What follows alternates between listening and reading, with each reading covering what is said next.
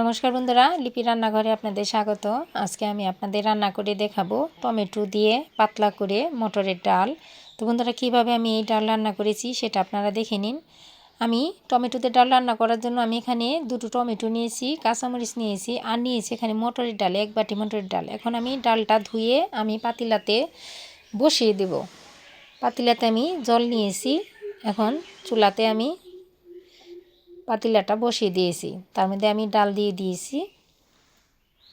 এখন আমি ডালটা বলক আসার সাথে সাথেই আমি দিয়ে দেব লবণ আর কাঁচামরিচ। আপনারা যদি কাঁচামরিচের ঝালটা বেশি খেতে না চান তাহলে পরে কাঁচামরিচ দিবেন। আর এই মটরের ডালটা একটু ঝাল হলে বেশি ভালো লাগে, তাই আমি সাথেই দিয়ে দিলাম। আর ডালে বলক এসে পড়েছে, আমি ফেনাটা তুলে ফেলে দিলাম। এখন ডালটা জাল হতে হতে মানে গলতে গলতে সময় লাগবে প্রায় 20 মিনিটের মতো। তো বন্ধুরা, 20 মিনিট হয়ে গেছে, ডালটা গলে গেছে। এখন আমি ডালের কাঁটা দিয়ে আমি ডালটা ঘুটে নিয়েছি। এখন আমি এর মধ্যে কেটে রাখা টমেটো দিয়ে দিলাম। এখন ডালটা আমি ফোড়ন দেব।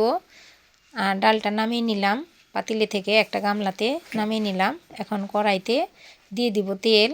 তেলটা গরম হয়ে গেছে। এখন এর মধ্যে ফোড়নে দেব তেজপাতা, শুকনা মরিচ, সরিষা, কালো জিরার মেথি। তো বন্ধুরা, আপনারা শুধু সরিষা দিয়েও ফোড়নটা দিতে পারেন, অথবা সরিষা কালো জিরা দিয়েও দিতে পারেন। আমি মেথি দিছি, মেথিটা দিলে আমার কাছে ভালো লাগে তাই। এখন ডালটা ঢেলে দেব। ডালটা ঢেলে দিয়েছি। এখন ডালের মধ্যে দিয়ে দিব 1/2 চামচ হলুদের গুঁড়া। এখন ডালটা একটু ভালো করে নেড়ে চেড়ে নেব। আর ডালের মধ্যে দিয়ে দেবো অল্প একটু চিনি, যেহেতু এটা আমি টক ডাল রান্না করতেছি, একটু মিষ্টি না দিলে স্বাদটা বাড়বে না।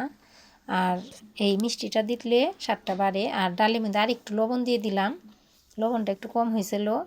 এখন বন্ধুরা, খুব সুন্দর মতো একটু ভালো করে জাল দিয়ে টমেটোগুলো যেন আস্তে আস্তে থাকে সেই রকম করে আমি ডালটাকে রান্না করে তারপরে নামিয়ে নেব। টমেটোগুলো আস্তে আস্তে থাকলে পরে ভাতের সাথে খেতে খুবই ভালো লাগে। টমেটোগুলো কামড় দিয়ে আর গলে গেলেও ভালো লাগে, যার যেরকম খেতে মনে চায় সেভাবেই দিবেন। তো বন্ধুরা, হয়ে গেছে আমার ডাল নামিয়ে নিয়েছি। গরম গরম ভাতের সাথে খেতে একদম দুর্দান্ত। বন্ধুরা, এভাবে করে আপনারা বাসায় রান্না করে খেয়ে দেখবেন। আর আমার ভিডিওটি ভালো লাগলে একটি লাইক দিবেন এবং কমেন্ট করে জানাবেন, আমি যেন আরও সুন্দর সুন্দর ভিডিও করে আপনাদের দেখাতে পারি। আর অবশ্যই সাবস্ক্রাইব হবেন। বন্ধুরা, আমি যেন আরও অনেক দূর এগিয়ে যেতে পারি, আপনারা আমার পাশে থাকবেন। ধন্যবাদ।